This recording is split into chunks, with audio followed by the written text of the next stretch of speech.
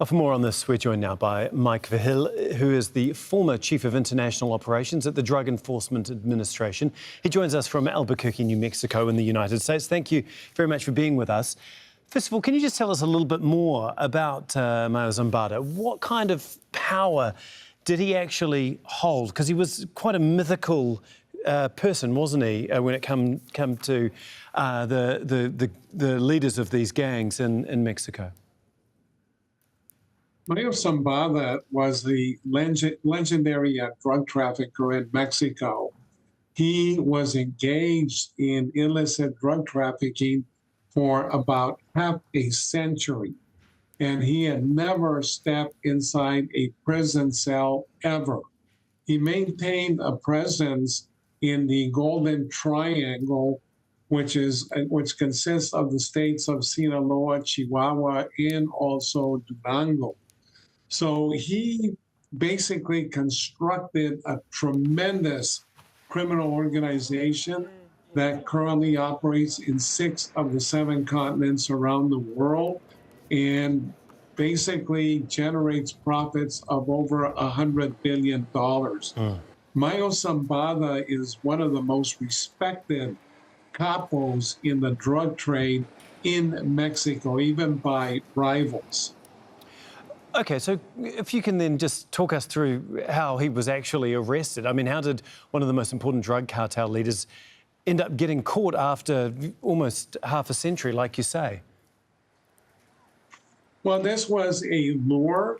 He was actually lured into the United States by basically another individual, and that was the son of Chapo Guzman, Joaquin Guzman Lopez, under the pretense of going to a ranch looking at clandestine airstrips.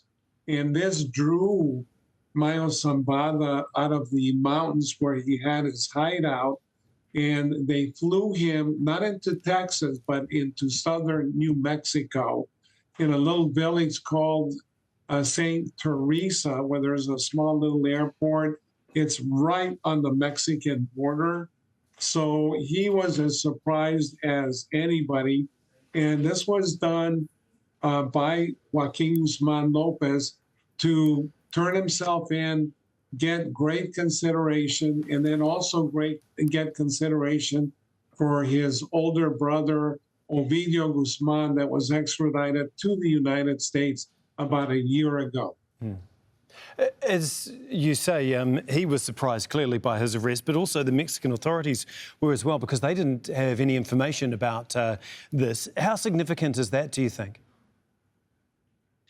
Well, it's significant, but the problem is that I'm sure that there were considerations that had to be made, because many times if this type of information is provided to the Mexican authorities, unfortunately, there's a lot of corruption in the past that could be disclosed to the criminal element, thereby jeopardizing the operation, jeopardizing the informant, and then even potentially jeopardizing U.S. agents.